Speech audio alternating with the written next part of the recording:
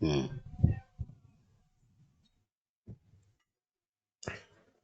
जय हिंद। कैसे हैं विद्यार्थियों? उम्मीद है बहुत बेहतर होंगे। बहुत स्वागत है आपका मिशन इंस्टीट्यूट प्रयागराज में। आजकल हम लोग मेंस्ट्रुएशन पढ़ रहे हैं और मेंस्ट्रुएशन में आपने देखा कि अब तक हम लोगों ने कई सारे डिजाइन पढ़ लिया है। अब उसके आगे का डिजाइन अब आगे पढ़ेंगे। अगला डिजाइन हमारे पास है त्रिभुज। त्रिभुज हम लोग पढ़ेंगे। आओ देखा जाए। डिजाइन का नाम है त्रिभुज। ट्रायंगल कहेंगे इसको।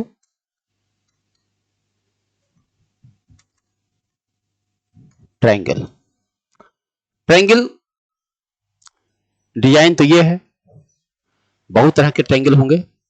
एक एक की चर्चा हम करेंगे आपसे। ट्रायंगल दरअसल दो आधार पर इसका वर्गीकरण होता है।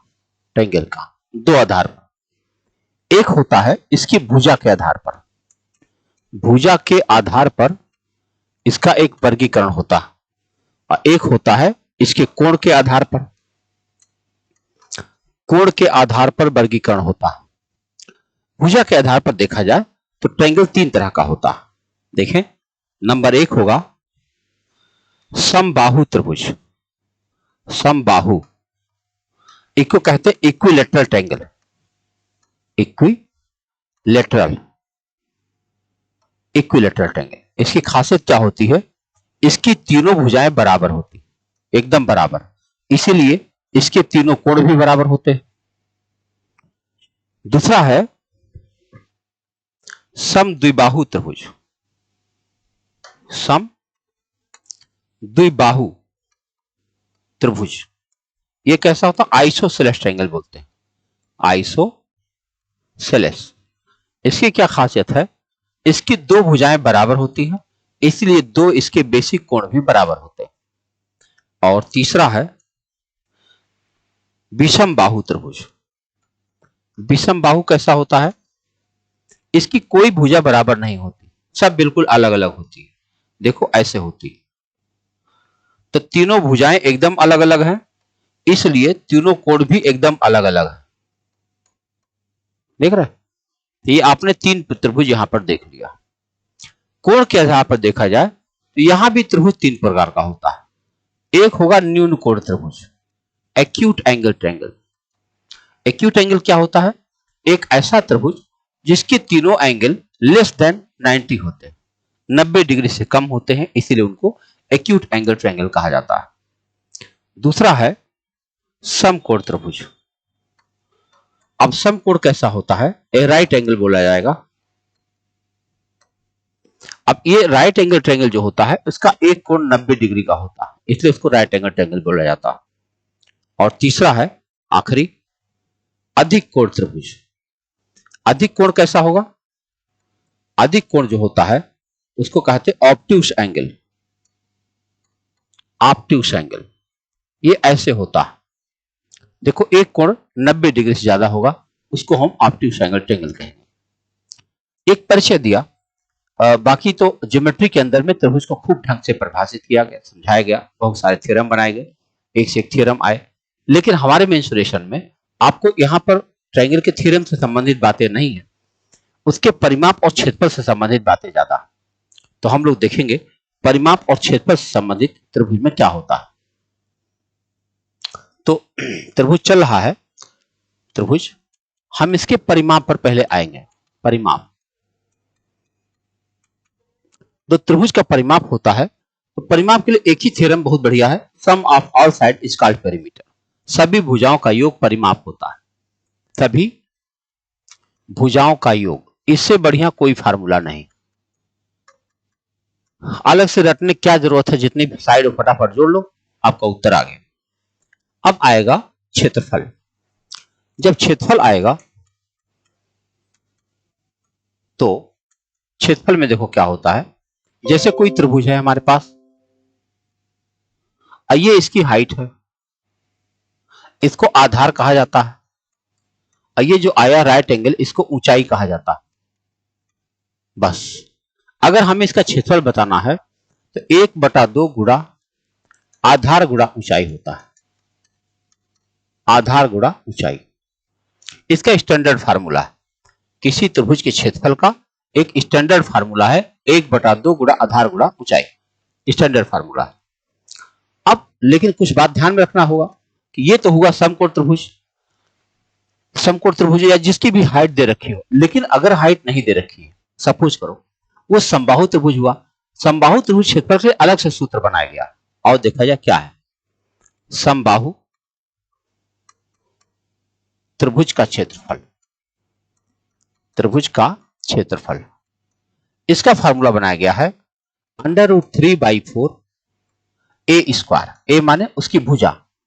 ये समबाहु त्रिभुज के क्षेत्रफल का अलग से फार्मूला बनाया गया। अब यहां एक बात सीखना बहुत जरूरी है कि आखिर ये सूत्र कहां से आया, क्या मैं रटूं इसको, नहीं रटना चाहिए। आओ इस सवाल को हम लोग बना लेते हैं। मान लो यह एक समबाहु त्रिभुज है जिसकी प्रत्येक भुजा ए है। अब हमने क्या किया, इसके ऊपर एक परपेंडिकुलर डाल दिया, लंब। तो अब ये परपेंडिकुलर डाला तो इस वाली रेखा को दो बराबर भागों में इसने बांट दिया। तो ये तो पूरा ए था और ये यहां से लेकर यहां तक अगर हम देखें तो ये कितना बन जाएगा, a/2। और ऊंचाई को हम लोग h मान लेते हैं। अब इस साइड में देखो तो ये समकोण त्रिभुज दिख रहा है। अगर समकोण त्रिभुज दिख रहा है तो यहां पर पाइथागोरस थ्योरम लग जाएगा। पाइथागोरस थ्योरम लग जाएगा तो हमको h की वैल्यू a के टर्म में मिल जाएगी और निकालते हैं। हम लिख सकते हैं h² बराबर a² माइनस a/2 का स्क्वायर कह सकते हैं। देखो a² कर्ण का स्क्वायर माइनस आधार का स्क्वायर। अब चलो हल करते हैं, a² माइनस a²/4 और हल करते हैं, ये हो जाएगा 4a² माइनस a² यानी 3a²/4। ये किसकी वैल्यू है, h² की वैल्यू। अब बताओ h की वैल्यू फिर क्या हो जाएगी, इसका वर्गमूल हो जाएगा √3 और a और 4 का वर्गमूल हो जाएगा 2। ये हो जाएगा इसकी ऊंचाई। हो गया, समबाहु त्रिभुज की ऊंचाई हमको मिल चुकी है √3/2a। ठीक, अब क्या हुआ, हमें क्षेत्रफल निकालना है। तो हमारे पास स्टैंडर्ड फार्मूला जो है, इसी स्टैंडर्ड फार्मूला में अगर हम वैल्यू रख देते हैं तो हमें इस त्रिभुज क्षेत्रफल फार्मूला मिल जाएगा। और रख के दिखाते हैं, 1/2 गुणा आधार क्या है, a है, पूरा आधार कितना है a, और गुणा ऊंचाई अभी अभी निकाला हूं √3/2a। अगर हम इसका गुणा करेंगे, ऊपर आप देख लो √3 गुणा a √3a² हो जाएगा और नीचे 2 गुणा 2 4 हो जाएगा। यहां पर हमने यह बताने का प्रयास किया कि समबाहु त्रिभुज क्षेत्रफल का यह सूत्र कहां से आया। रटने की अपेक्षा अगर आप बना लेते हैं तो एक चीज और मिल जाएगी, समबाहु त्रिभुज की ऊंचाई। यह भी कभी कभी किसी सवाल में पूछ लिया जाता है कि समबाहु त्रिभुज की ऊंचाई बताइए, तो मिल जाएगा बहुत आराम से। मेरी ख्याल से यह बात समझ में आ गई होगी। अब इसी के साथ में आपको एक और सूत्र याद करना होगा, वो बहुत काम का है, उसको कहते हैं हीरोज सूत्र। किसी भी त्रिभुज का मतलब क्षेत्रफल निकालना हो तो हीरोज सूत्र जबरदस्त फार्मूला है। उसमें देखो ये दोनों जो हमने अभी भी सीखा है, दोनों के साथ कुछ लिमिटेशन। कैसे, इस वाले में ऊंचाई होना मस्ट है तभी हो पाएगा, इस वाले में तीनों भुजा बराबर होगी तब हो पाएगा। ये तो लिमिटेशन हुआ ना। अगर कोई त्रिभुज ऐसा हो जिसके तीनों भुजा एकदम अलग अलग दी गई हो और उनकी ऊंचाई भी ना मालूम हो, तब क्या करेंगे, तब वहां पे आता है हीरो। और हीरो सूत्र जो होगा ऐसे ही सवाल के लिए बनाया गया। दरअसल वह त्रिभुज के अर्ध परिमाप पर आधारित है, वो आधार गुणा ऊंचाई पर आधारित है ही नहीं, वह दूसरे कॉन्सेप्ट पर ही आधारित है। उसका कॉन्सेप्ट है अर्ध परिमाप। और देखा जाए कैसे होता है। हीरो सूत्र हम देखते हैं, हीरो सूत्र वो क्या है, देखो जैसे मान लो कोई त्रिभुज है, उसकी एक भुजा है a, एक भुजा है b, एक भुजा है c। मान लो हमें इसका क्षेत्रफल बताना है तो सबसे पहले हमें s निकालना पड़ेगा। s बराबर होता है a + b + c/2, यानी s माने अर्ध परिमाप है, सेमी पेरीमीटर। तो सेमी पेरीमीटर हमने निकाल लिया s की वैल्यू। अब हमें हीरो सूत्र लग जाएगा, यहां पे कैसे लगाएंगे, √s ब्रैकेट में s minus a, s minus b और s माइनस c, ये लगा दिया जाए तो आपका हीरो सूत्र लग जाएगा। कोई भी सवाल हो जिसकी तीनों भुजाएं ज्ञात हो, उसका क्षेत्रफल बहुत आराम से निकल आएगा। अब हम क्या करेंगे, एक उदाहरण लेंगे और उसको समझने का प्रयास करेंगे। ठीक है, और देखते हैं। मैंने उदाहरण लिया एक सवाल का, और वो मैं जानबूझ करके समकोण त्रिभुज ले रहा हूं। ऐसा इसलिए कि जिसमें हम दोनों फार्मूला लगा पाए। नए पेज पर चलते हैं, आओ देखें। हमने जानबूझ करके एक समकोण त्रिभुज लिया जिससे हमको इसकी ऊंचाई भी पता चल जाए और तीनों भुजाएं भी पता चल जाए। हमने तीनों भुजाएं ले लिया है। हमने इसको ले लिया है 24, इसको हमने ले लिया है 32, और अगर हम इसका पाइथागोरस थ्योरम से इनकी भुजाओं निकालें तो 32 का स्क्वायर होता है 1024 और 24 का स्क्वायर होता है 576। अगर हम जोड़ते हैं तो 1600 आता है और ये हो जाएगा 40 हो जाएगा। अब हम इससे दोनों फार्मूले इस्तेमाल करेंगे। पहले तो परिमाप निकाल लेते हैं। परिमाप तो सभी भुजाओं का योग होगा ही होगा, है? परिमाप होगा 32 प्लस 24 प्लस 40, जोड़ो 2 और 4 6, 4 2 6 और 3 9, 96 सेंटीमीटर। ये आ गया परिमाप। और अगर हम क्षेत्रफल निकालें तो क्षेत्रफल में हमारा स्टैंडर्ड फार्मूला लग जा रहा। स्टैंडर्ड फार्मूला होता है 1/2 गुणा आधार गुणा ऊंचाई। कैसे लग जाएगा? क्योंकि 90 डिग्री यहां बन रहा है तो इसको हम हाइट की तरह इस्तेमाल कर पाएंगे। तो हम लिख सकते हैं 1/2 गुणा आधार कितना है 24 और ऊंचाई कितना है 32। आओ हल करें, 2 से काट देंगे तो 12, गुणा करो 12 गुणा करो, 12 दूनी 24, 2 बातें 36, 2 38, 384 सेंटीमीटर स्क्वायर हमारा क्षेत्रफल आ गया। क्योंकि तीनों भुजाएं दी गई हैं तो इस पर हमारा हीरो सूत्र भी लग जाएगा। तो हम हीरो सूत्र लगाकर चेक करेंगे क्या यही 384 उत्तर आता है, क्या कुछ अलग आ जाता है। आओ चेक करते हैं। तो हम पहले यस निकालेंगे। यस निकालेंगे तो 32 प्लस 24 प्लस 40 बटा 2 करना पड़ेगा, यानी 96/2 यानी 48।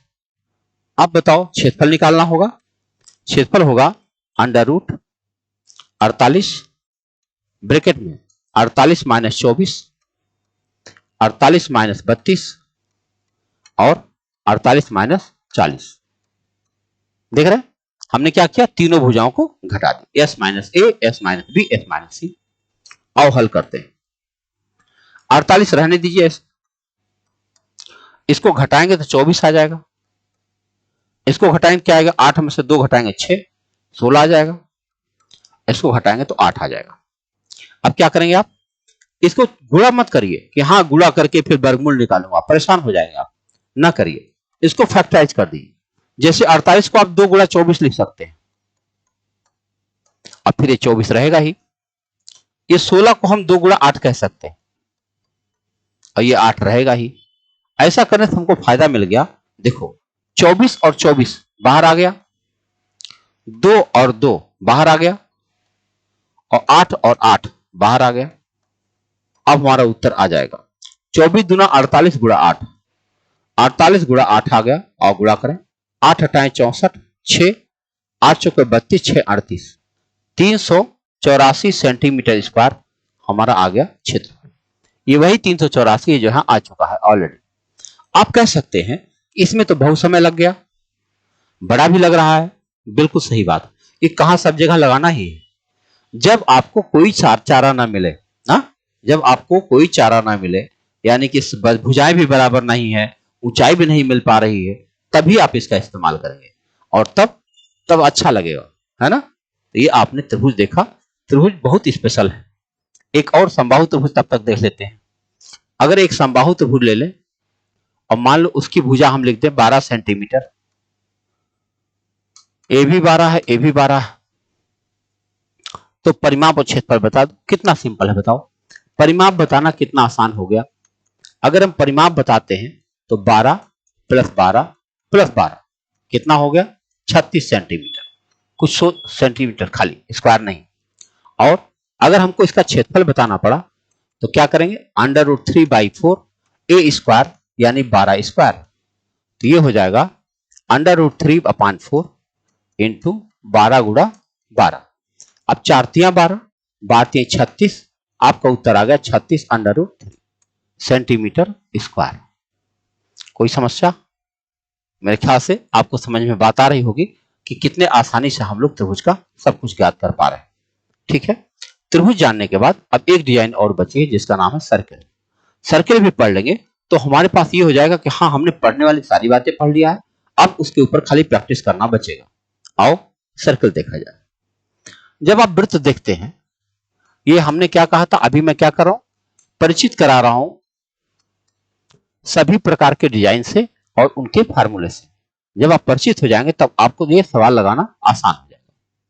तो इसके बारे में देखते हैं। तो एक सर्किल बनाते हैं, ये केंद्र है और केंद्र से यहां तक की दूरी को त्रिज्या कहा जाता है। अब इसमें दो चीज निकालनी पड़ती है, एक तो त्रिज्या दिया ही रहता है, फिर परिधि निकालनी पड़ती। परिधि माने अगर कोई आदमी इसके चारों तरफ चक्कर लगाए तब कितना दूर चलना पड़ेगा, और फिर इसका क्षेत्रफल निकालना पड़ता है। जो वहां परिमाप शब्द था, अब उस परिमाप का नाम बदल के यहां पर क्या बन गया, परिधि बन गया। उसको अंग्रेजी में कहते हैं सरकमफ्रेंस। परिधि माने सरकमफ्रेंस। सरकमफ्रेंस का फार्मूला होता है 2 पाई आर, बस 2 पाई आर, या पाई डी कह सकते हो, पाई डी भी कहते हो, डी फाई डायमीटर। आर्यभट्ट ने अपने ग्रंथ आर्यभट्टीय में लिखा है कि किसी वृत्त की परिधि उसके व्यास का पाई गुना होता है। बस इतना छोटा सा थ्योरम उन्होंने लिखकर प्रूव किया। अब आता है क्षेत्रफल, एरिया। ये होता है पाई आर स्क्वायर। यानी उन्होंने अपनी किताब में लिखा है आर्यभट्टीय में कि किसी वृत्त का क्षेत्रफल उसके अर्धव्यास के वर्ग का पाई गुना होता है। उसके अर्धव्यास के वर्ग का पाई गुना होता है। अर्धव्यास माने त्रिज्या होता है। ठीक, ये आपने देख लिया, कोई समस्या नहीं, बहुत अच्छी बात। अभी बात खत्म नहीं होती, बात अभी और बाकी है। अगली बात क्या बाकी है, ये देखो, एक सर्किल है, यहां से इसको हम मिला देते हैं। अब यहां पर एक डिजाइन बन रही है, बताओ इसका क्या नाम। ये जो जगह घेरा गया है, इस घेरी हुई जगह का नाम क्या है, इसको कहा जाता है सेक्टर। हिंदी में कहेंगे त्रिज्यखंड, त्रिज्यखंड। अब त्रिज्यखंड है तो इसमें दो चीजें निकालनी पड़ती। एक तो यहां से यहां तक की लंबाई निकालनी पड़ती, ये इसको कहा जाता है चाप। क्या कहते हैं, चाप। और बाकी, और यहां थीटा दिया रहेगा, दिया रहेगा। तो पहले चाप की लंबाई निकालते हैं। बताओ चाप की लंबाई, चाप को अंग्रेजी में आर्क कहते हैं, आर्क, ARC। चाप की लंबाई पूछी जाती है। चाप की लंबाई आप जानते हैं, यह वृत्त का हिस्सा, परिधि का हिस्सा। परिधि का फार्मूला होता है 2 पाई आर। तो 2 पाई आर और थीटा बटा 360, यही करना होता। अब इस 2 से आप 360 को काट सकते हैं, तो ये बन जाएगा पाई आर थीटा बटा 180। ये क्या हो जाएगा, चाप की लंबाई आएगी पाई आर थीटा बटा 180। उसके बाद आएगा क्षेत्रफल। क्षेत्रफल क्योंकि ये उसका हिस्सा है, क्षेत्रफल का हिस्सा है, तो पूरा क्षेत्रफल तो आपके पास यहां पता है, पाई आर स्क्वायर। क्या करेंगे आप, पाई आर स्क्वायर थीटा बटा 360, बस पाई आर स्क्वायर थीटा बटे 360। ये हो जाएगा इस त्रिज्यखंड का क्षेत्रफल निकालना हो तभी तरीका। बस एक बात और बची है, वह भी देख लीजिए, वृत्त के बारे में आप सब कुछ जान जाएंगे। अगली बात क्या बची है, देखो, मान लीजिए ये सर्किल बनाई गई, ये सेंटर है। अब ये पूछा गया, ये क्या है, बताओ आपको क्या लगता है, ये नीचे क्या बना हुआ है। इसको कहा जाता है वृत्तखंड। वृत्तखंड अंग्रेजी में इसको कहा जाता है सेगमेंट। सेगमेंट नाम होता है इसका। अब कैसे सेगमेंट का कुछ निकालेंगे, पहले इसको यहां पे जोड़ लीजिए, यहां थीटा दिया ही रहेगा। तो क्या करते हैं, चाप की लंबाई तो वही सूत्र होता है जो अभी आप पढ़े हो। चाप की जो लंबाई है इसका वही फार्मूला है जो अभी थोड़ी देर पहले आपने देखा है, पाई आर थीटा बटा 180। ये है चाप की लंबाई। लेकिन अगर हमको इसका क्षेत्रफल बताना हो, यानी वृत्तखंड का क्षेत्रफल बताना है, वृत्तखंड का क्षेत्रफल बताना है आपको, तो क्षेत्रफल कैसे बताएंगे, आप क्या करिए, त्रिज्यखंड का क्षेत्रफल निकाल लीजिए। त्रिज्यखंड का क्षेत्रफल माइनस त्रिभुज का क्षेत्रफल। ये जो त्रिभुज दिया है उसका क्षेत्रफल निकाल लीजिए तो काम हो जाएगा। त्रिज्यखंड का पूरा निकाल करके उसमें त्रिभुज का क्षेत्रफल माइनस कर दिया, तब आ जाएगा।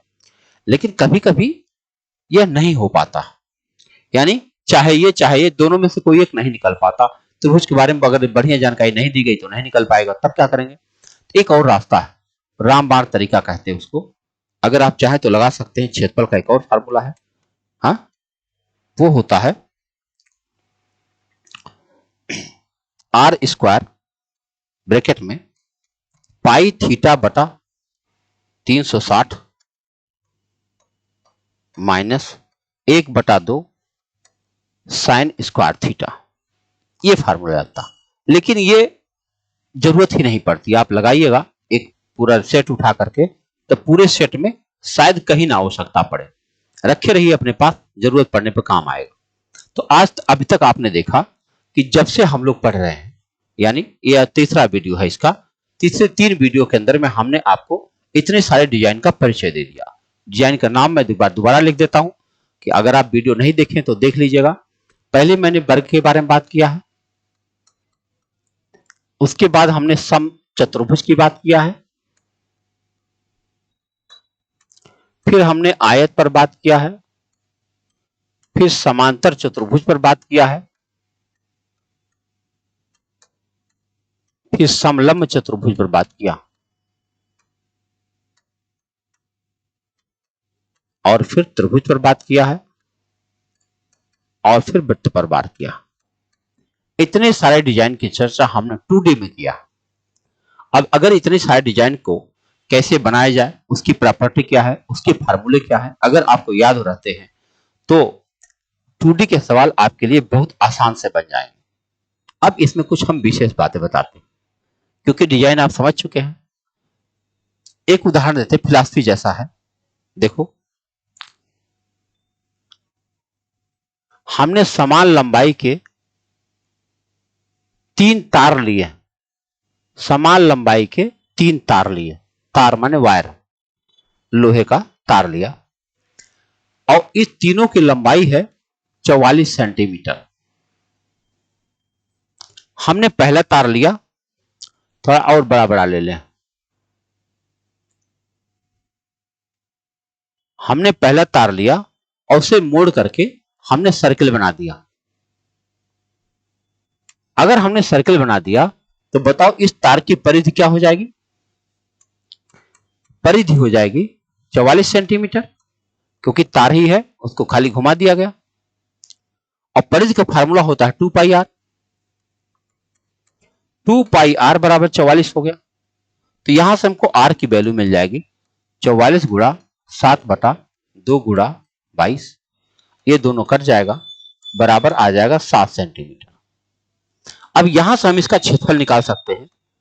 क्षेत्रफल होता है पाई आर स्क्वायर, पाई की जगह पे हम 22/7 लिख देंगे, और आर स्क्वायर की वैल्यू हो जाएगी 7 गुणा 7, 7 7 कट गया, 22 सत्ते 154, यानी इसका जो क्षेत्रफल आया वो आया 154 सेंटीमीटर स्क्वायर। क्लियर है? क्या किया हमने?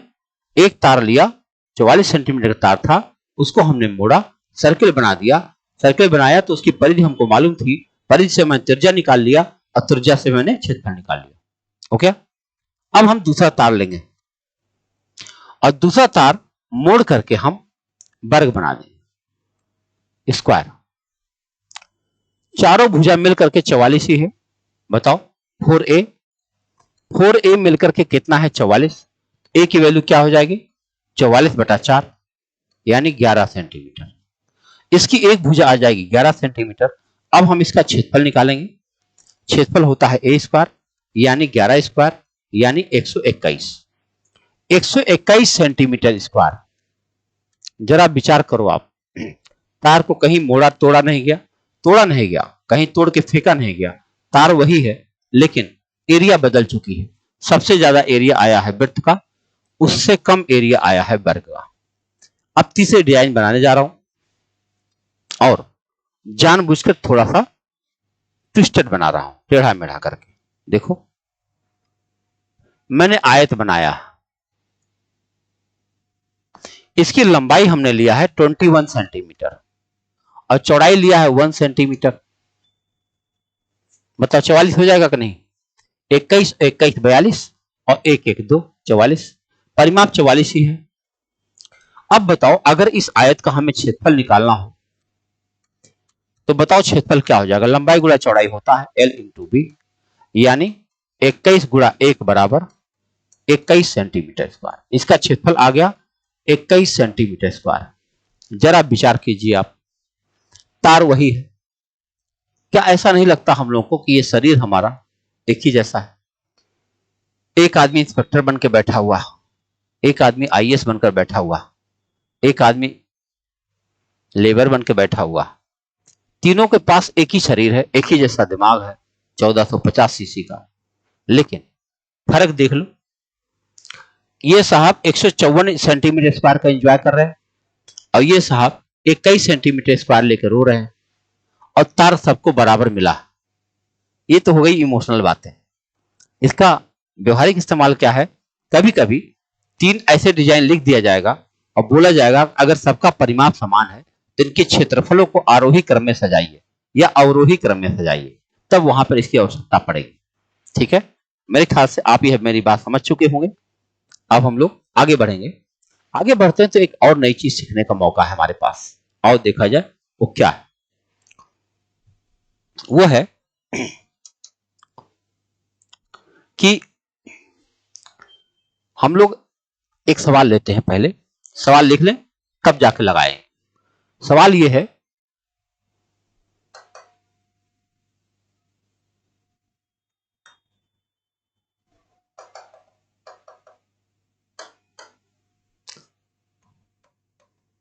समान त्रिज्या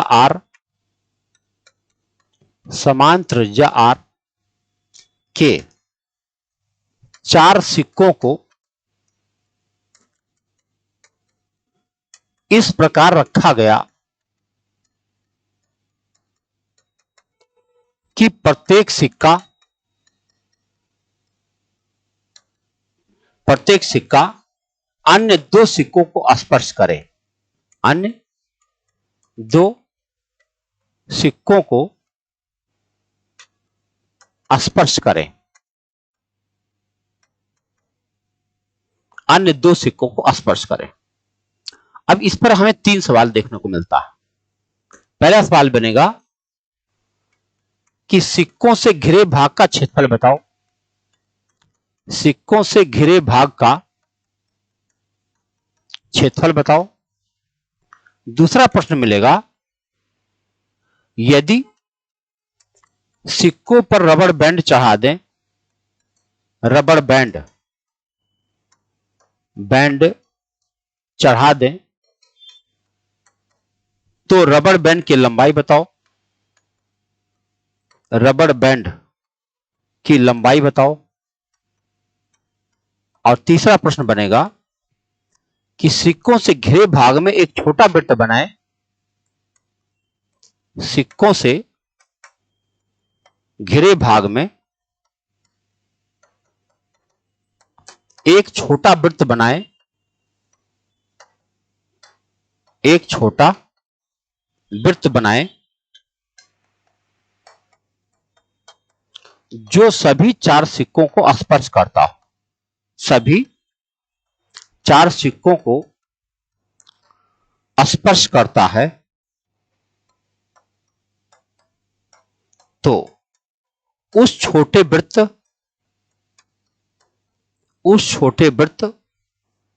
की त्रिज्या बताओ। ये तीन प्रश्न पूछा जा सकता है, अधिकतम तीन पूछा जा सकता है। तीन सवाल है, आओ समझने की कोशिश करें। देखो अगर बन पाए, चार सिक्का मैं बनाने की कोशिश कर रहा हूं।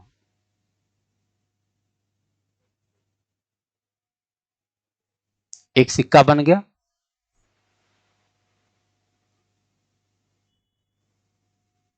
ना, इसको टच होना चाहिए।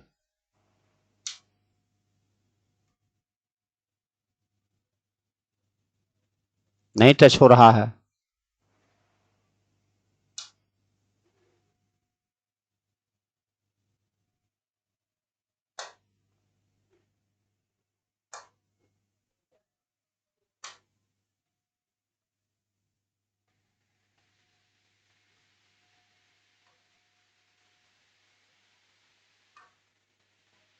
नहीं बन रहा, हटाओ, अपने ही मन से बनाता हूं।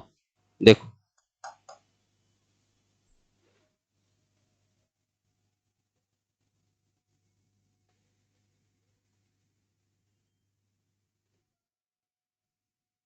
ये 4 सिक्का हमने बना दिया।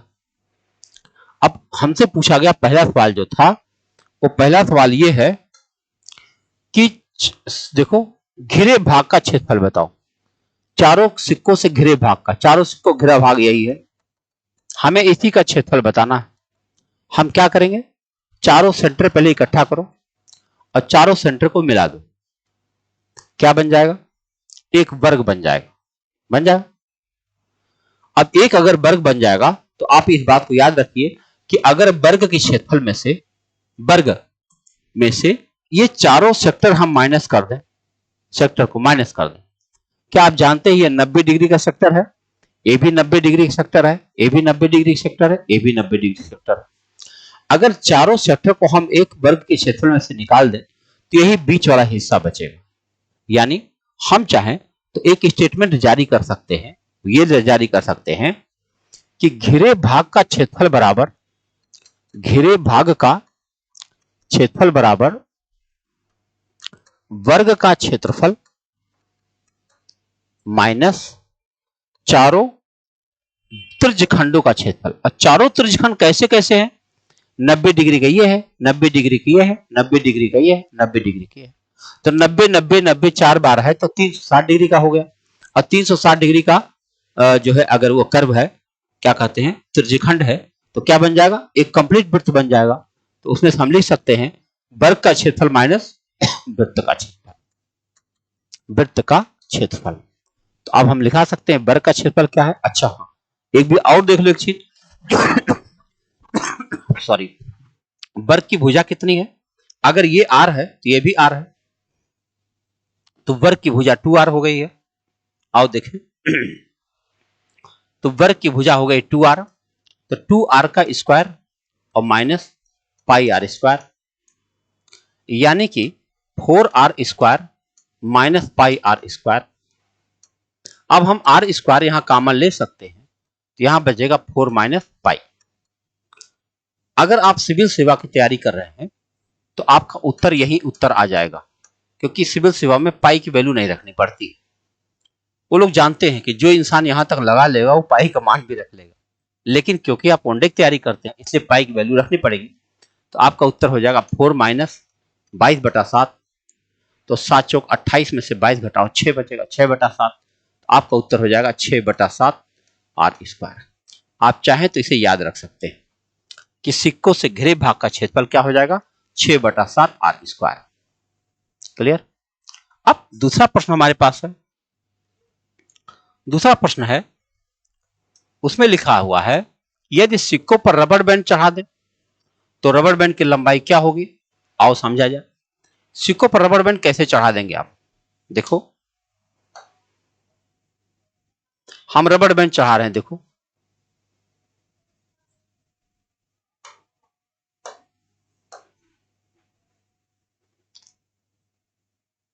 ये है रबर बैंड, देखो। अब रबर बैंड की खासियत ये होती है किनारे पर ये मुड़ जाता है, ये रबर बैंड चढ़ के तैयार हो गया। अब कह रहे हैं इस रबर बैंड की लंबाई बता दो। रबर बैंड की लंबाई बताने में क्या समस्या आ रही है, समस्या ये है कि हम पटरी से इसको नाप भी नहीं सकते स्केल से, क्योंकि गोल हो जाएगा, कैसे नाप पाएंगे। तब क्या करें, तो हमें इस लाइन को आगे बढ़ा देना चाहिए, ऐसे ऐसे बढ़ा दो, दोनों साइड में बढ़ा दो। अब देखो क्या होने जा रहा है, ये 2r है तो ये भी 2r हो जाएगा, ये 2r है तो यह 2r हो जाएगा, ये भी 2r हो जाएगा, ये भी 2r हो जाएगा। अब यही गोला गोला बचा किनारे वाला। आप जानते हैं ये 90 डिग्री की परिधि है, ये भी 90 डिग्री की परिधि है, ये भी 90 डिग्री की परिधि, ये भी 90 डिग्री की परिधि है, 4 बार 90 डिग्री की परिधि है, तो 360 डिग्री की परिधि है, यानी एक कंप्लीट वृत्त की परिधि है। अब हम क्या कर सकते हैं, देखो रबर बैंड की लंबाई निकाल लें, रबर बैंड की लंबाई हम याद कर सकते हैं, क्या याद कर सकते हैं, वर्ग का परिमाप, क्योंकि 2r 2r 2r 4 बार हुआ है, वर्ग का परिमाप और प्लस एक वृत्त की परिधि, एक वृत्त की परिधि। अगर हमको यह याद रहा तो हम बड़े आसानी से उत्तर दे पाएंगे। वर्ग का परिमाप हमारे पास कितना है, 2r 4 टाइम यानी 8r, बोलो, और प्लस एक वृत्त की परिधि क्या होती है, 2 पाई r। हम चाहें तो यहां 2r कॉमन ले सकते हैं, अगर ले लिया तो यहां बनेगा 4 प्लस पाई, और फिर मैं कहूंगा सिविल का काम तो हो गया, लेकिन क्योंकि वैल्यू रखनी पड़ेगी तो क्या करेंगे, 4 प्लस पाई यानी 22/7 निकाल लेंगे, 4 चौक 28 और 22 50/7 हो जाएगा। और अगर हम यहाँ 50/7 लिखेंगे तो 2r गुणा 50/7 होगा, ये हो जाएगा 100/7r। आप चाहें तो इसे याद रख सकते हैं कि अगर चारों सिक्कों पर रबर बैंड चढ़ा दिया जाएगा तो सारे रबर बैंड की लंबाई कितनी हो जाएगी, 100/7r हो जाएगी। अब हमको एक बात और बतानी है कि सिक्कों से घिरे भाग में हम अगर वृत्त बना दें तो उस वृत्त का क्षेत्रफल क्या होगा, त्रिज्या क्या होगी। और देखा जाए, हमसे यह कहा जा रहा कि यहां पर एक वृत्त बनाओ, आप ऐसा वृत्त बनाओ कि जो सभी 4 सिक्कों को स्पर्श करता हो, यह बताना। तो इसको बताएंगे हम, कैसे बता पाएंगे, इसको बताने के लिए हम सबसे पहले क्या करेंगे, यहां से यहां तक एक विकर्ण खींच देंगे और वर्ग का विकर्ण आपके सामने है। अगर इस वर्ग के विकर्ण में से ये वाला r और ये वाला r हम दोनों निकाल देंगे 2r, तो हमें इस छोटे वाले वृत्त का व्यास मिल जाएगा। मेरी बात समझ पा रहे हैं? देखो, यह पूरा वर्ग का विकर्ण है और वर्ग के विकर्ण में से अगर यह वाली त्रिज्या और यह वाली त्रिज्या यानी 2 त्रिज्या हम वर्ग के विकर्ण में से घटा दें तो हमें इस छोटे वृत्त का व्यास मिल जाएगा। और जब हमें व्यास मिल जाएगा तो हम इसका त्रिज्या निकाल लेंगे बटा 2 करके। आओ समझा जाए। देखो, छोटा अभी हम बाद में देखेंगे, पहले हमें यह देखना होगा कि वर्ग का विकर्ण क्या है, वर्ग का विकर्ण कितना होगा। आप बताओ, जिस वर्ग की भुजा 2r हो उसका विकर्ण कितना बड़ा होगा, √2 इंटू भुजा होता है और √2 इंटू 2r करोगे तो यह हो जाएगा 2√2r, ये वर्ग का विकर्ण। अब अगर हमको छोटे वृत्त का व्यास चाहिए तो क्या करना पड़ेगा, छोटे वृत्त का व्यास निकालना हमको, क्या करें, हमको इसमें से 2r निकालना पड़ेगा, एक r इधर वाला एक r उधर वाला, 2r माइनस करें तो यह हो जाएगा 2√2r माइनस 2r। अब क्या हो जाएगा कि इसमें से 2r हम कॉमन ले सकते हैं और तब ये क्या बन जाएगा, √2 माइनस 1, ये हो जाएगा छोटे वृत्त का व्यास। अब हमें क्या निकालना होगा, छोटे वृत्त की त्रिज्या, छोटे वृत्त की हमें त्रिज्या निकालनी होगी और जब हम त्रिज्या निकालेंगे तो क्या अपान 2 कर देंगे, ये हो जाएगा 2r ब्रैकेट में √2 माइनस 1 अपान 2, ये 2 कट जाएगा, आपका उत्तर हो जाएगा r ब्रैकेट में √2 माइनस 1। ये आप चाहें तो याद रख सकते हैं। तो हमने तीनों में आपको बता दिया कि क्या आप चाहें तो याद रख सकते हैं और इतना शानदार डिजाइन आपके लिए अपनी हो जाएगी। आप देख रहे हैं, इस डिजाइन पर सारी चीजें आपके पास तैयार हो जाएगी। तो मेरे ख्याल से आपको अच्छा लगा होगा, अगर अच्छा लगे तो शेयर सब्सक्राइब जरूर कीजिएगा और मिलते हैं अगले वीडियो में। बहुत बहुत धन्यवाद, थैंक यू।